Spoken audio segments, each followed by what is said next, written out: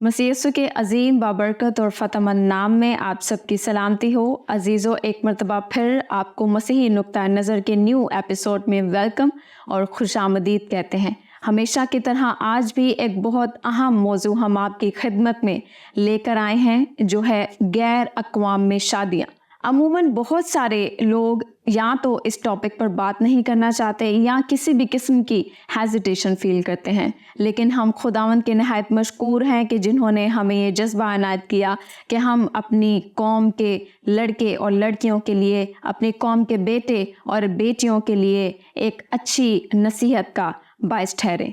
सो आज के एपिसोड में हमने जिन गेस्ट को मदऊ किया है वो किसी तारुफ के मोहताज नहीं है। मैं बात कर रही हूँ पास्टर नुमान शहबाज की। Pastor Numan Shahbaz, I welcome you on our sets. कैसे हैं आप? Thank you so much for having me here, और मैं ठीक हूँ, खुदावंद का शुक्र। Thank you so much pastor ji कि आप हमेशा अवेलेबल होते हैं। जब भी हम आपको इनवाइट करें, आप हमारी कॉल को बहुत पुरजोश तरीके से रिसीव करते हैं। सो पास्टर जी, मेरा आपसे पहला सवाल है जो कि बहुत अहम सवाल है कि क्या मसीही लड़का और मसीही लड़की किसी दूसरी कौम में शादी कर सकते हैं? ये एक अहम सवाल है और इसका एक अपना कॉन्टेक्स्ट है। खुदा के लोगों को हमेशा इंटरफेथ मैरिज का चैलेंज रहा है। ये अब से नहीं है, इसका असर तारीखी है और ये बहुत पुराना इशू है। हम इस इशू को ओल्ड टेस्टामेंट में भी देखते हैं और इवन न्यू टेस्टामेंट में भी, और आज भी दुनिया के मुख्तलिफ मुल्कों में हमें ये बात सुनने को मिलती है कि शायद किसी भाई ने या बहन ने दूसरे मज़हब की में शादी कर ली है। इसकी लीगलिटी क्या है और इस पर क्या हो सकता है, ये सारे अहम सवाल हैं। मेरा बुनियादी नुक्ता निगाह ये है कि हम कलाम की तालीम को सामने रखते हुए बात करें, और मैं आपसे दरख्वास्त करूंगा कि एक हवाला ज़रूर तलावत करें शुरू में, and then we will focus on that इस रिलेशनशिप में कि हम इसको मैरिज के हवाले से या गैर कौम में मैरिज के हवाले से किस तरह से ले सकते हैं। दूसरा करंथियों उसका 6 बाब 14वीं आयत से 15वीं आयत तक। कलाम मुक़द्दस में कुछ इस तरह से मरकूम है, बेईमानों के साथ ना हमवार जुए में ना जुतो, क्योंकि रास्तबाजी और बेदीनी में क्या मेल जोल, या रोशनी और तारीकी में क्या शिराकत, मसीह को बिलियाल के साथ क्या मुआफ़कत, या ईमानदार का बेदीन से क्या वास्ता।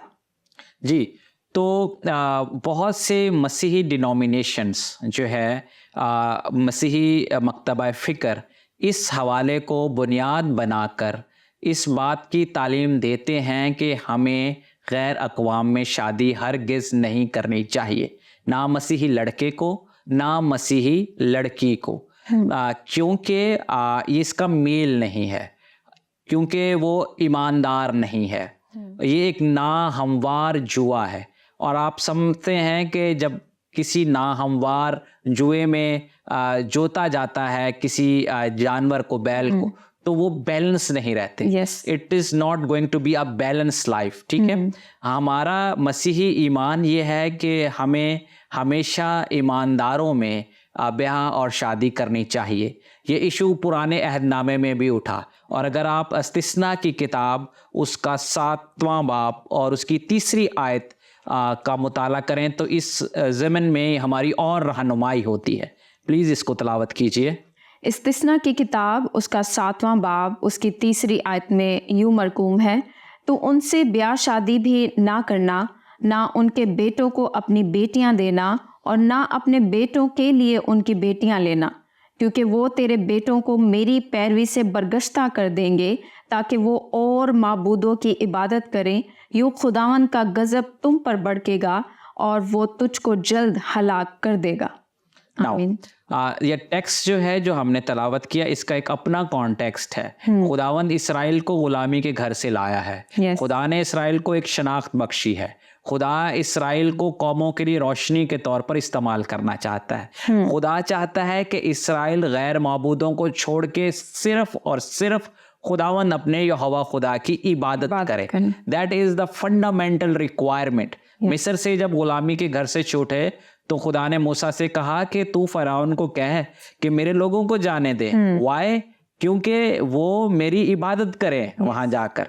ठीक है, तो इबादत में खुदा और खुदा के लोगों के दरमियान अगर कोई चीज़ रुकावट बनती है, खुदा पसंद नहीं करता। और गैर कौमों में शादी करना ऐसा ही है, क्योंकि कहा गया है कि वो मेरे बेटों को या बेटियों को मुझसे दूर ले जाए, ठीक है, ना कि आप उनको खुदा की तरफ लाएं। खतरा यह है कि आप खुदा से दूर ना चले जाएं। So God is loving God and he cares for you, ठीक। और यही सिलसिला हमें आगे जाकर नजर भी आता है, मिसाल के तौर पर अज़रा की किताब में, जहां पर गुलामी के दौर में खुदा के लोगों ने अपने इंटरफेथ मैरिजेस की, इंटर रिलीजन मैरिजेस की, जिसका अज़रा ने फिर एक डिस्कशन के बाद बुजुर्गों से कहा कि ये एक सिवियर इशू है जिसका हल करना ज़रूरी है। And they were so critical about these marriages.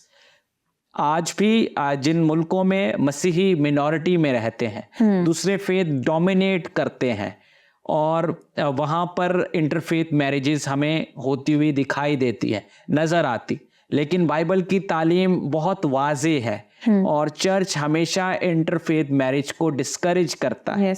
Missionary अंदाज में हम दूसरे मज़हब में जाकर तालीमी सिलसिले को जारी रखते हैं, लेकिन हम उनमें ब्याह और शादी नहीं करते।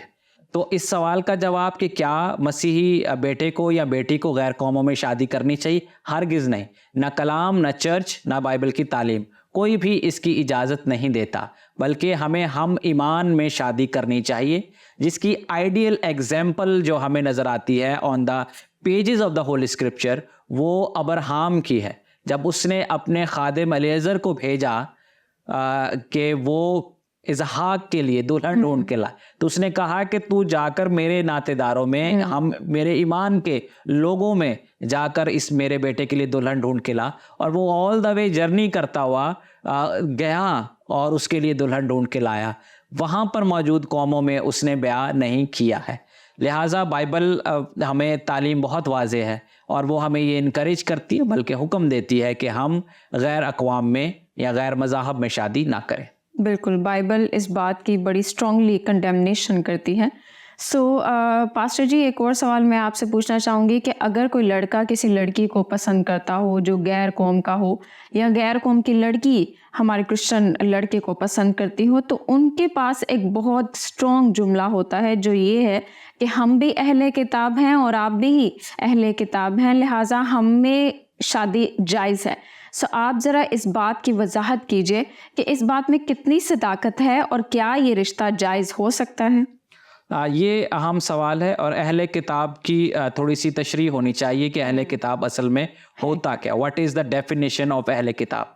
इससे पहले कि इस बात पर हम गौर करें, एक और नुक्ता भी अहम है कि वो क्या जिन्होंने ऑलरेडी की हुई है। तो इस हवाले से आप एक हवाला देखिए, पहला करंथियों उसका 7वां बाब और उसकी 14वीं और 15वीं आयत।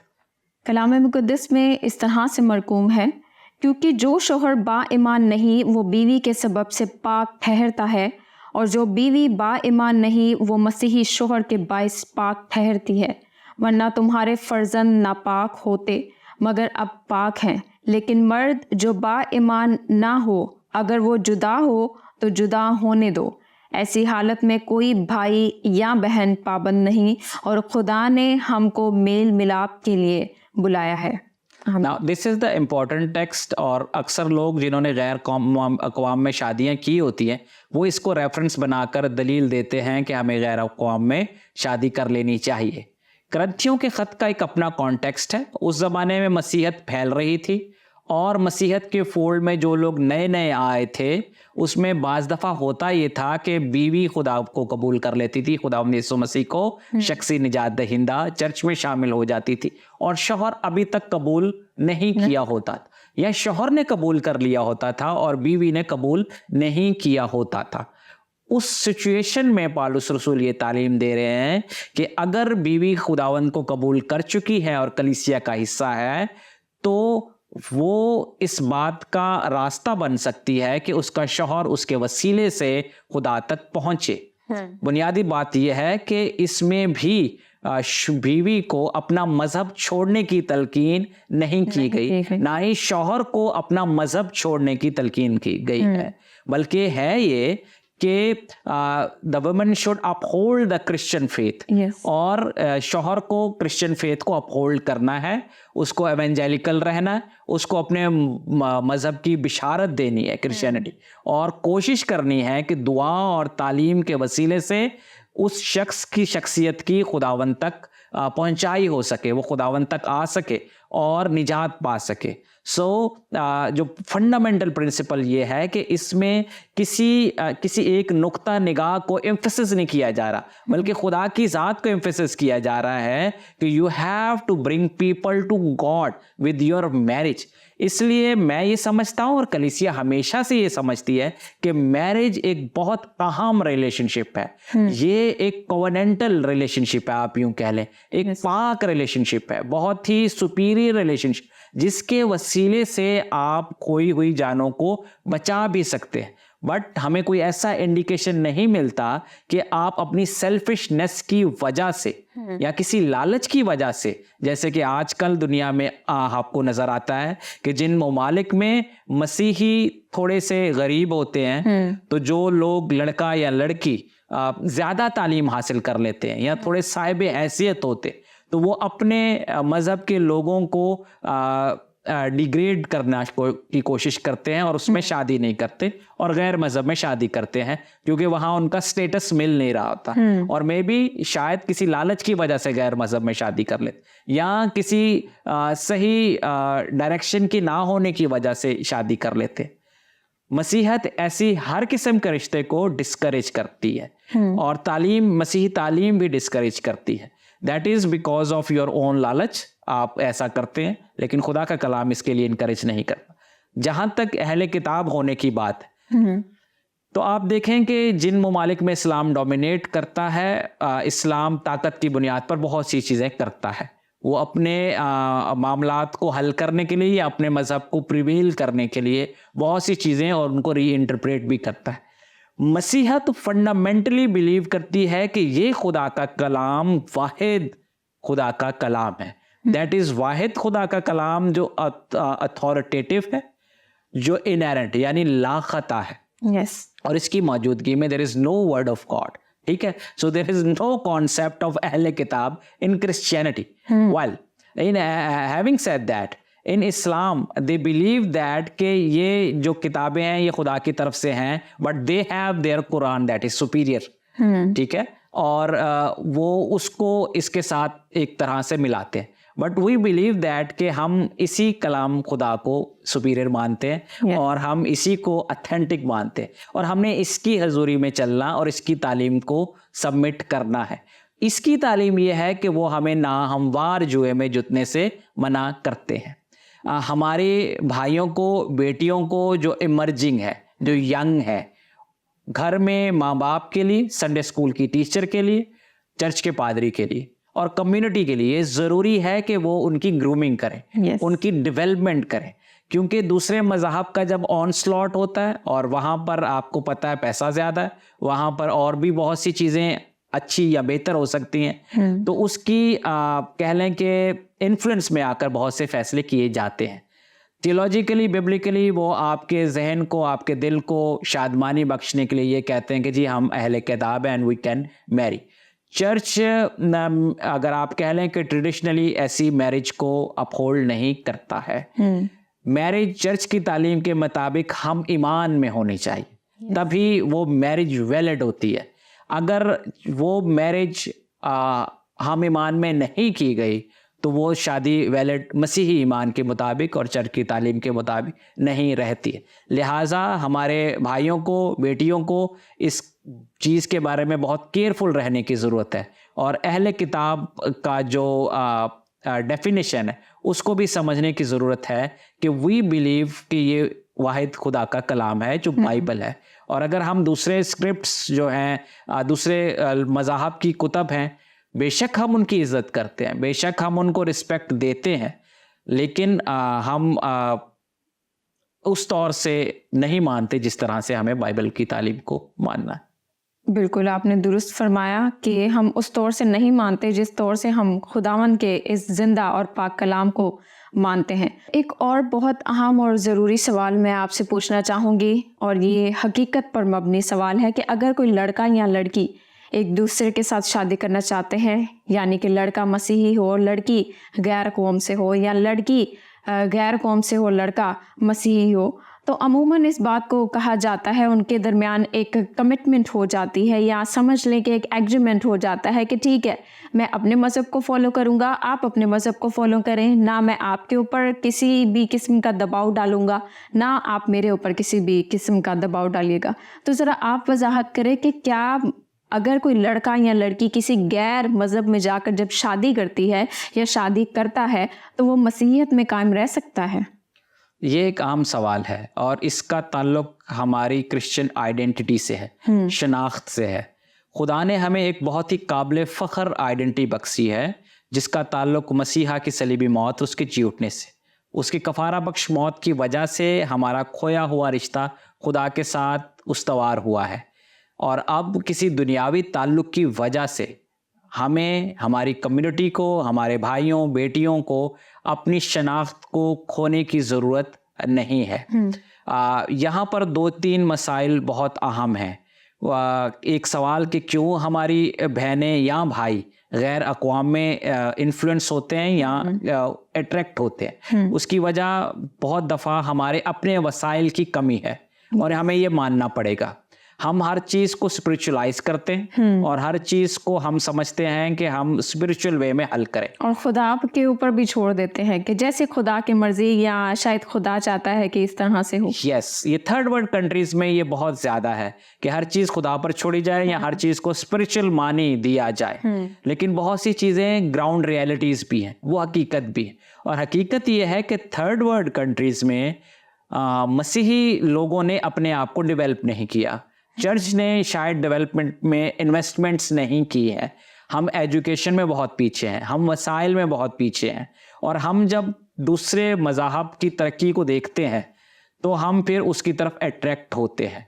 हर शख्स जो इस दुनिया में रहता है उसके पास ये हक हासिल है कि वो अपनी सिक्योरिटी देखे। जब किसी बहन बेटी को, और आप देखेंगे सब कॉन्टिनेंट के बहुत से ममालिक में विमेन हालांकि बहुत से प्रेशर्स और चैलेंजेस के बावजूद बहुत प्रोग्रेस कर रही हैं, तरक्की कर रही हैं। जब वो आगे बढ़ जाती हैं तो वो देखती हैं कि मैं जब शादी का वक्त आए तो मैं जब क्रिश्चियन कम्युनिटी में शादी करूं तो वहाँ पर लड़का उतना पढ़ा लिखा नहीं है और उन्होंने अपनी पढ़ाई पर इतनी इन्वेस्टमेंट्स नहीं की है। तो वो करती क्या है, क्योंकि वो अपना फ्यूचर सिक्योर करना चाहती हैं और वो गैर अक़वाम में शादी कर लेती हैं। इसमें बहुत दफ़ा उनकी बदनीयती शामिल नहीं होती है, लेकिन चूंकि हर शख्स अपनी सिक्योरिटी चाहता है, अपना अच्छा फ्यूचर चाहता है, उस फ्यूचर को मद्देनज़र रखते हुए बहुत से लोग ये फैसला करते हैं। होना ये चाहिए कि हमें ऐसे ममालिक में जो थर्ड वर्ल्ड कंट्रीज है, मसीहत में एजुकेशन में इन्वेस्ट करना चाहिए। ना सिर्फ हमने अपनी कम्युनिटी की स्पिरिचुअल ग्रूमिंग करनी है, ना सिर्फ हमें उनको ये बताना है कि हमारी आइडेंटिटी और शनाख्त क्या है, लेकिन आइडेंटिटी और शनाख्त पाकर भी हम माशी तौर पर, इकोनॉमिकली, फाइनेंशियली ग्रो नहीं कर सकते जब तक कि हम तालीम पर इन्वेस्ट नहीं करेंगे, सेकुलर एजुकेशन पे इन्वेस्ट नहीं करेंगे, मजहबी एजुकेशन पर इन्वेस्ट, तब तक हमारे बॉयज़ और गर्ल्स एजुकेशन में आगे नहीं बढ़ेंगे और एक कॉन्फिडेंस बिल्ड नहीं होगा कि मैं अगर मसीही लड़की से भी शादी करता हूँ या मैं मसीही लड़के से भी शादी करता हूँ तो मेरा फ्यूचर सिक्योर रहेगा। तो यहाँ ज़रूरत यह है कि ये हमारी गलती है और इसको हमें मानना चाहिए। हमें एजुकेशन पर तवज्जो देनी चाहिए और अपनी कम्युनिटी की डेवलपमेंट पर तवज्जो देनी चाहिए। हमें इस बात पर तवज्जो देनी चाहिए कि हमारे लोग फाइनेंशियली स्ट्रॉन्ग, इन्वेस्टमेंट्स आएँ, कारोबार बढ़ें और हमारे कम्युनिटी स्ट्रॉन्ग। दूसरी बात जो हमारा सवाल है कि ये भी आज की मॉडर्न सोसाइटी की देन है, जहाँ पर कहा यह जाता है कि हम एक दूसरे की ज़िंदगी को उसके साथ कोई छेड़छाड़ नहीं करते। आप अपने मज़हब में रहें, मैं अपने मज़हब में रहेंगे, और ऐसी हमें मैरिजेस बहुत नज़र आती हैं अफ्रीकन कंट्रीज़ में भी और सब कॉन्टिनेंटल कंट्री, और कुछ हद तक वो कामयाब भी हैं। लेकिन हमारा मसीही नुक्ता निगाह ये है कि आप ऐसी मैरिज में अपने फेथ से कमिटेड नहीं रह पाते, क्योंकि खानदान मिल के खुदावंद में आगे बढ़ता है। Yes. कोई इंडिविजुअल आगे नहीं बढ़ता। मसीही जिंदगी खानदानी जिंदगी है, उसके बाद इंडिविजुअल जिंदगी। Yes. जब आप मसीही जिंदगी की बात करते हैं तो आप खानदान की पहले करते हैं, चर्च की पहले करते हैं और फिर इंडिविजुअल की करते हैं। और अगर आपका खानदान ही मसीह नहीं है, आपका एक कम्युनिटी ही मसीह नहीं है, तो आप मसीहत में कायम नहीं रह सकते, आगे नहीं बढ़ सकते, ग्रो नहीं कर सकते। मसीही जिंदगी की एक स्टैग्नेंट जिंदगी नहीं कि मैं अपने मजहब में रहूं, आप अपने मजहब में रहें, मैं वहीं रुका रहूं, आप भी वहीं रुके रहें और हम आगे नहीं बढ़े। ये ऐसा मसीही जिंदगी एक मुसलसल ग्रोथ का नाम है, रोल कुस्से मामूरी का नाम है, खुदा के इल्म में आगे बढ़ने का नाम है। और आप ऐसी खानदान में जहां पर ऐसी सहूलत मौजूद नहीं है, जहां पर डेली बाइबल रीडिंग नहीं है, जहां पर खुदा की हमदो तारीफ के गीत नहीं गा सकते, आप वहां पे ग्रो भी नहीं कर सकते। That is why we prefer church life. क्यों हम लोगों को इनकरेज करते हैं कि चर्च में आए, इबादत करें, कम्युनिटी के साथ ग्रो करें, खुदा के कलाम को सुने, हमदो तारीफ के गीत गाएं, क्योंकि कम्युनिटी मिल के खुदावंद में ग्रो करती है। इसलिए खुदावंद के कलाम में खुदा के लोगों को खुदावंद का बदन, मसीह का बदन कहा गया, पार्ट्स ऑफ बॉडी। और पार्ट्स ऑफ बॉडी मिलकर ग्रो करते हैं। इस हाथ की अपनी कोई अहमियत नहीं अगर वो इस बॉडी से कट कर अलग किया जाए। बॉडी में हमारी अहम, शरीके में हमारी अहमियत, शरीके में ही हमारी शनाख्त है। ठीक है। और क्रिश्चियन मैरिज या गैर अक़वाम मैरिज के लिए ये चीजें सोचना देखना जरूरी। रही बात गैर मज़ाहब की और उनके किताबों की, तो मसीही हमेशा गैर अक़वाम की मजहबी रसूमात और उनकी कुतब की रिस्पेक्ट करते हैं, इज्जत करते हैं, और जो इलाहियात वो पोर्ट्रे करते हैं हम उनको रिस्पेक्टफुल वे में देखते हैं। अहले किताब की इलाहियात या कॉन्सेप्ट भी ऐसा ही है जिसमें दूसरे मज़हब वाले अपने आप को यहूदी और मसीहियों के साथ अटैच करते हैं। हम इस तरह से बहुत दफ़ा उनके साथ अटैच होते हैं, क्योंकि बहुत सी सच्चाइयाँ जो बाइबल में हैं वो आपको दूसरी कुतब में मिलती हैं, जैसे कि इस्लाम की कुतब में या आपको यहूदी मज़हब की कुतब में। लेकिन हैविंग सेड दैट, हमारा मसीही ईमान यह है कि हम अपने कलाम की पैरवी करें और उसके मुताबिक ज़िंदगी गुजारें। लिहाजा हम ये कहना चाहते हैं कि ये थॉट कि आप अपने मज़हब में रहें, हम अपने मज़हब में रहें, मसीहत में इसका इतना कोई मानी खेज इम्पैक्ट नहीं है। बल्कि मसीहत ये कहती है कि हाँ, अगर आप दूसरे को अपने मज़हब में किसी तरीके से आप उसको प्रीच करके ला सकते हैं, दैट इज़ वंडरफुल, कि अगर वो खुदावंद तक पहुंच सके। अदरवाइज आप अपनी ज़िंदगी को वेस्ट कर देते हैं।